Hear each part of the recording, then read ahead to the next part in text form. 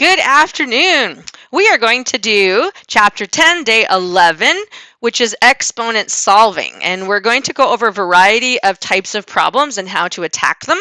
And the first one we're going to go over is the most common, which is solving by matching bases. Okay, when we're talking about solving by matching bases, we're referring to something like this, where the bases are the same, like 3 to the x equals 3 to the fifth. If 3 to the x equals 3 to the fifth, then logically, x would have to be 5. So if there's any possibility at all that you can get the same base out of both exponent numbers, go for it. If you can't get the same base, you have to solve it using a different method, and we'll cover that for, later on in the notes. All right, so here is our first example. 2 to the power of 4x equals 32 to the power of x minus 1. Now, if you're not sure if you can get these both to have a base 2, come out and factor the 32. We know that it's 8 times 4. We know that 8 is 222. We know that 4 is another 2 2's. So 32 consists of 5 2's, which is the same as 2 to the fifth. So we're going to make that replacement. You want to do this carefully. It's 2 to the fifth, use your parentheses, to the power of x minus 1. Now we're not ready to pull the exponents off yet because we need to get rid of the parentheses. So if I distribute the 5, I get 2 to the 5x minus 5. Now I'm ready to equate the bases and pull the exponents off. So 4x equals 5x minus 5, and from there, it's pretty much a cakewalk. X equals 5. So get the base changed, simplify, and then pull off the exponents. Okay, example 2. We're going to do 20 times 1/2 to the power of x over 3 equals 5. So to work with this problem, we need to get the x term in its own exponent because then we can deal with it. Right now it's attached to a great many things and we need to get that fixed. So first thing I would do is move the 20. So we're going to multiply both sides by 1 over 20. So now the scalar is gone. So that gives us 1/2 to the power of x over 3 equals 5 over 20, which is 1/4. Now this is actually looking promising because both of them are powers of 2. But let's go one step further and get rid of the fractions. 1/2 is the same as 2 to the negative 1. So we're going to replace that. And 1/4 is 2 to the negative 2. So again, we've got the same bases now, 2 and 2, but we need to simplify this and get rid of parentheses. So 2 to the negative x over 3 equals 2 to the negative 2. Now that the bases are the same, we can pull the exponents off. Negative x over 3 is equal to negative 2 and solve it. And we end up with x equals 6. So in both of these exponent solving, we're looking for matching bases, 2's in the case of both of these. And don't forget, you can simplify out fractions by using negative exponents. Okay, so when you're solving by matching bases, it goes without saying you've got to have 2 different exponents with bases. But what if you don't? So Roman numeral 2 is solving with 1 exponent. So in this case, you can't do equal bases because you don't have 2 exponents to work with. So here we go. Example 1, 4 to the power of x equals 15. Now obviously I'm never going to get 15 to be a base 4 or a base 2. So here's the important move that you need to know. To get x out of an exponent, log both sides with the same base. to get x out of an exponent, log both sides with the same base. And when you log both sides, it has to be entire left and entire right. So I'm going to log base 4 because I want x out of the exponent. So it's going to be log base 4 of 4x equals log base 4 of 15. So it has to be everything on the left, everything on the right. Well, when you log base 4 of an exponent that also has a base 4, we have a property that says that the x goes out to the front. And since log base 4 of 4 is 1, the log goes away entirely. On the right, I have log base 4 of 15. So your answer, if they want exact, is log base 4 of 15. That would be exact. If they wanted you to come up with a decimal, you would have to use your change of base formula and run it through a calculator. So with change of base formula, you could use log base 10 of 15 over log base 10 of 4. And then, of course, you'd have to round it. And it ends up being something like 1.953 when it's rounded. So that would be your rounded answer. So if there's only one power, get the exponent that has the x in it alone, log both sides so that the exponent comes out and the log disappears. All right, let's do another one of these.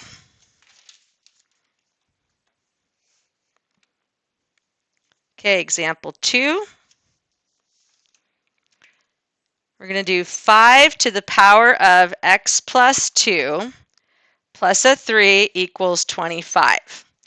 Now, again, we only have one power, so equating bases is not going to work. We need to get this term, though, by itself. So the first thing we're going to do is subtract 3 over to the opposite side. So now we have 5 to the x plus 2 equals 22. Now we're going to do the same move that we did on the other. We're going to log both sides with the same base as the exponent that has the x in it. So I'm going to log base 5 to the x plus 2, and then I'm going to log the right, same thing, base 5 of 22. Even though this power is a binomial, the property still works. The binomial goes to the front, so you have an x plus 2, and the log base 5 of 5 is a 1, so it disappears, and that equals log base 5 of 22. So x plus 2 equals log base 5 of 22. I would need to subtract the 2 over to the right, and x equals log base 5 of 22 minus 2. And that would be your exact answer. So same thing on both. When there's only one exponent, isolate the exponent term and then log both sides with the same base as the exponent. All right, this is pre-calculus. So the third one we're going to do is solving with a quadratic pattern. Solving with a quadratic pattern. And we've actually done some quadratic patterns already this year. This is just a new application of it. All right. Am I going to have enough space? I think so. I might have to loop it over to the right, so I'm going to hang out a little bit towards the left. So here's our example. E to the x minus e to the negative x all over 2 equals 5.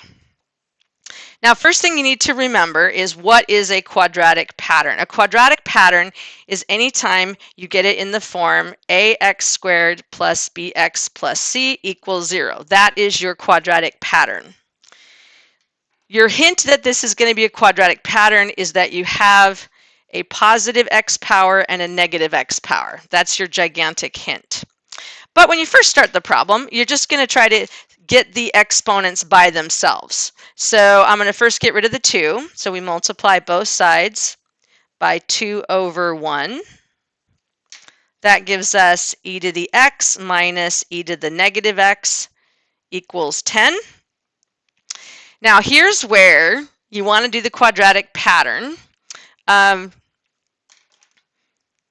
got to get rid of the negative x. That's the one we have to get rid of because we can't really do much with the negative x exponent. So your money move is you're going to multiply both sides by e to the power of x. Now if it was a base 10 to the power of x, you'd use base 10 to the power of x. You use whatever matches the positive term. So e to the x times e to the x is e to the x plus x, which is 2x, minus x minus x is 0, so e to the 0 equals 10 e to the x. No more negative exponent. All right, this is obviously going to be a 1, but let's move the 10 over. So I have e to the 2x minus 10 e to the x, and then this, of course, is 1, so minus 1 equals 0. All right. So you say, Ms. Reich, I still don't see the quadratic pattern. Let me rewrite this first term and see if you can see the pattern. So e to the 2x is e to the x squared minus 10 times e to the x minus 1 equals 0. Doesn't that look like an x squared and a single x? All right, so if you remember what to do with the quadratic pattern is at this point we need to replace the e to the x. So we're going to let e to the x equal, and pick some outrageously weird letter so you don't forget to put it back. So we're going to let e to the x equal w, which means I have w squared minus 10w minus 1 equals 0. So with my new w, I now have a quadratic, which means I can use the quadratic formula. So I'm going to use w equals, and then quadratic formula, negative 1 times b plus and minus the square root of b squared minus 4ac all over 2 times a. So in this case, my a is a 1, my b is a negative 10, my c is a negative 1. Substituting those into the formula, I get w equals negative 1 times negative 10 plus and minus the square root of negative 10 squared minus 4 times 1 times negative 1 all over 2 times 1. Now, I'm not going to get into how to simplify this because we've done this a ton. I do want to remind you of one move, though, which is you end up with 10 plus and minus 2 radical 26 over 2. Remember that if you can divide a number out of all 3 places outside here, then you have to do it. So we end up with w equals 5 plus and minus radical 26. Okay, so at this point, we need to get rid of the w and put our x term back in. So hit here,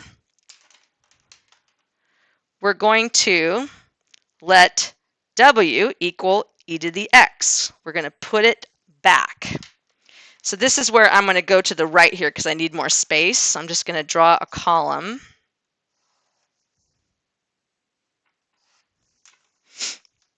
And I'm going to put the e to the x back. So now I have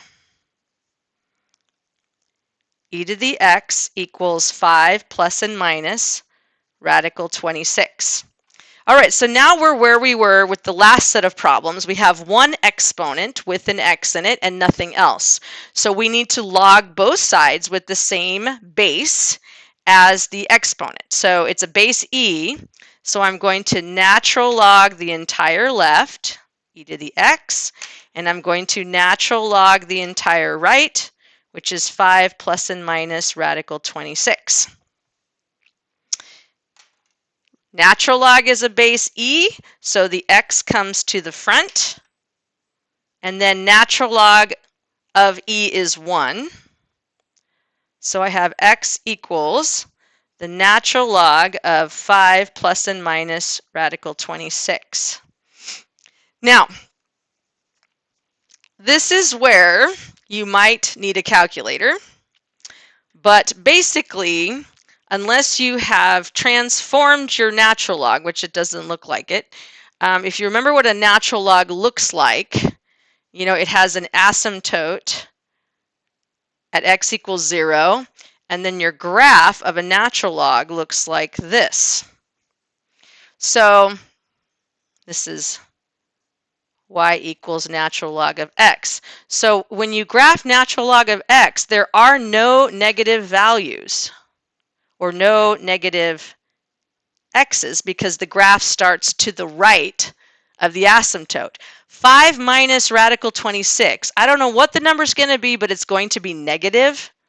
And so because it's going to be negative, the negative one is extraneous. So we only keep the 5 plus radical 26 as our solution.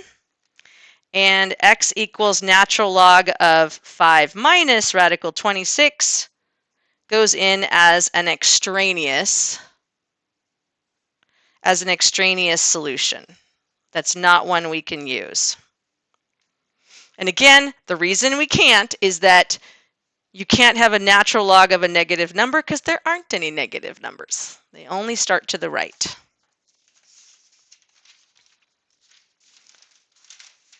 Okay, so that's solving with a quadratic pattern. We flip the page, Roman numeral 4.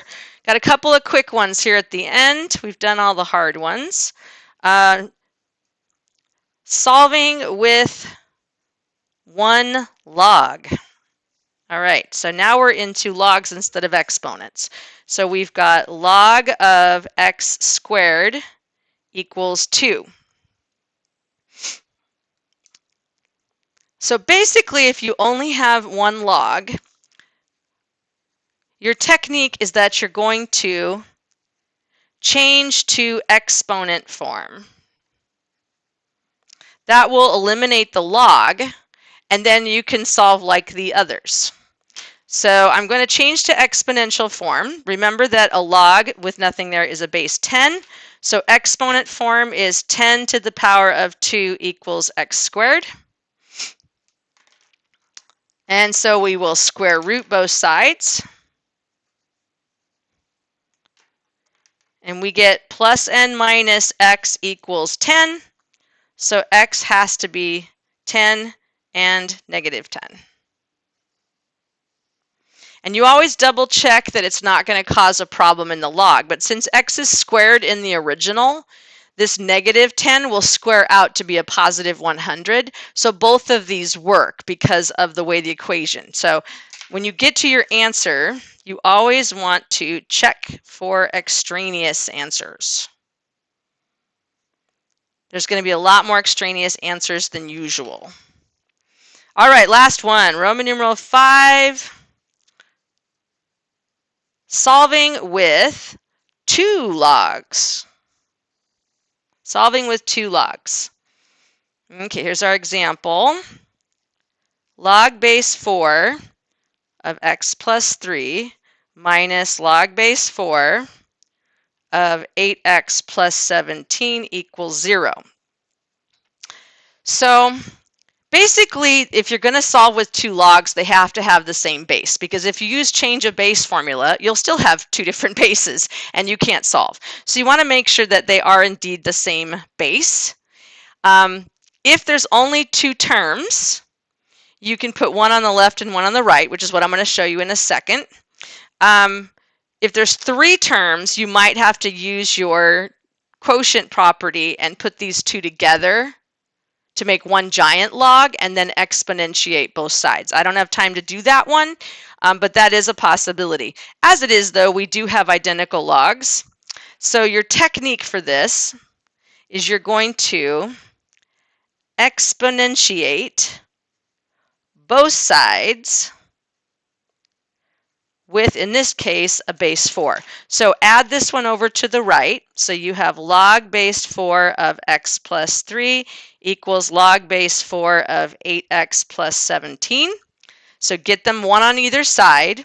And then when you exponentiate, you raise both of those with a base 4. So it becomes 4 to the power of log base 4 of x plus 3 equals 4 to the power of log base 4 of 8x plus 17. So the entire left and the entire right has to be exponentiated. And we have a property that says when the base of the exponent matches the base of the log, like it does here, the argument comes out. So now we have x plus 3 equals 8x plus 17, and then you solve like normal, dot, dot, dot. X ends up being -2. We double check to see if that becomes an issue, but the -2 does not create any negative numbers in the logs, so we're okay. It's not extraneous. All right, I hope this was helpful. Remember to try to categorize the problem you're solving as one of the types we've learned. It'll help your brain match up the right technique to the right moment. Have a good afternoon.